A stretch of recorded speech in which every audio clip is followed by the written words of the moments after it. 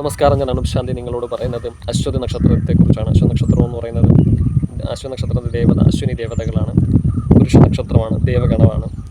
ഈ നക്ഷത്രം മേടൻ രാശിയിലാണ് നിൽക്കുന്നത്. അപ്പം മേടൻ രാശിയുടെ പൊതുവായ ഫലങ്ങളും അശ്വതി നക്ഷത്രക്കാർക്കുണ്ടാവാം. വെള്ളത്തിന് ഭയം ഉണ്ടാവാം, അതിനൊക്കെ മുട്ടിന് ബലക്കുറവ്, അതുപോലെ തന്നെ ശിരസിൽ മുറിവ്, പാട്, അടയാളങ്ങളൊക്കെ ഉണ്ടാവാനൊക്കെ ചെറിയ രീതിയിൽ ചൊവ്വയുടെ ബന്ധവും കൂടെ വന്നു കഴിഞ്ഞാൽ ഈ പറഞ്ഞ കാര്യങ്ങളൊക്കെ അവർക്ക് ഒത്തുവരും. പൊതുവെ നക്ഷത്രക്കാർ സൗന്ദര്യം, ആരോഗ്യം, നല്ല അറിവും ഉള്ളവരാണ്. അതുമാത്രമല്ല, ഇവരൊരു കാര്യം തീരുമാനിച്ചുറപ്പിച്ചാൽ അത് ചെയ്യാതെ പിന്മാറുകയില്ല. പൊതുവെ ഇവർക്ക് നല്ല അറിവാണ്. അതുമാത്രമല്ല, ഇവരുടെ എന്തെങ്കിലും ഒരു കാര്യം മാത്രം ഇവർ അതിനെ മാത്രം ഫോക്കസ് ചെയ്ത് ചെയ്യുകയാണെങ്കിൽ അവർക്ക് അതിനകത്ത് വിജയം സാധിക്കുകയും ചെയ്യും. ഇപ്പോഴത്തെ ഗ്രഹസ്ഥിതി അനുസരിച്ച് അവർക്ക് 7ര ശനി തുടരുകയാണ്. 7ര ശനി തുടരുകയാണ്, 12ലെ ശനി നിൽക്കുന്നു. അപ്പം അതുമാത്രമല്ല, 3ലെ വ്യാഴവും ഇവർക്ക് 3ാം ഭാവത്തിലെ വ്യാഴവും നക്ഷത്രക്കാർക്ക് പൊതുവെ അത്ര നല്ലതായിട്ട് നല്ലതല്ല. അപ്പം ഇതിന് വേണ്ടുന്ന വഴിപാടുകൾ കാര്യങ്ങളൊക്കെ ചെയ്യുക. ഒരു മിശ്ര ഫലമാണ് നക്ഷത്രക്കാർക്ക് പൊതുവെ ഇപ്പം കിട്ടാൻ പോകുന്നത്. ശുക്രൻ്റെ സ്ഥലത്ത് കൂടെയുള്ള ശുഭസ്ഥലത്ത് നിൽക്കുന്നത് അനുകൂല ഫലം നൽകുമെങ്കിലും ദുസ്ഥാനങ്ങളിൽ ശുക്രൻ്റെ സഞ്ചാരം ഇവർക്ക് ദോഷഫലത്തെ ചെയ്യും. നീചം ദുസ്ഥാനങ്ങളും ശുക്രൻ നിന്ന് കഴിഞ്ഞ് ഇവർക്ക് ദോഷഫലത്തെയാണ് കൊടുക്കുന്നത്. അതുമാത്രമല്ല, മേടൻ രാശിക്കാർക്ക് ശുക്രൻ അത്ര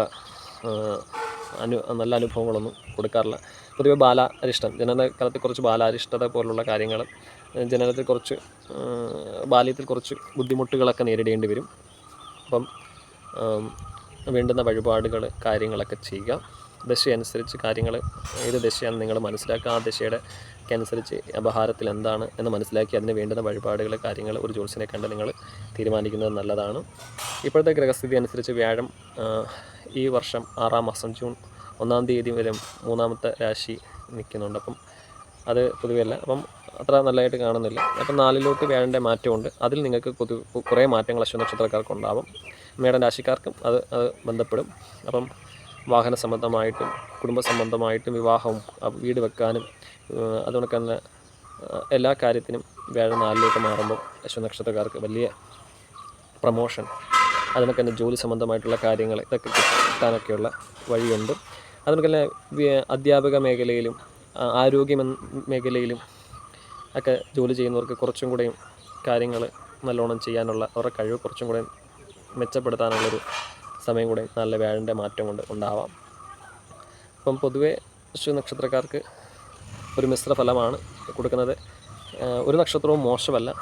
ഓരോരുത്തരുടെയും ജനന സമയത്ത് ലഗ്നാധിപൻ്റെ ഒക്കെ ബന്ധപ്പെട്ട് ഗ്രഹങ്ങളുടെ ദുസ്ഥാനം കൊണ്ടാണ് ഓരോരുത്തർക്കും ബുദ്ധിമുട്ടുകളും ദോഷങ്ങളും അനുഭവിക്കുന്നത്.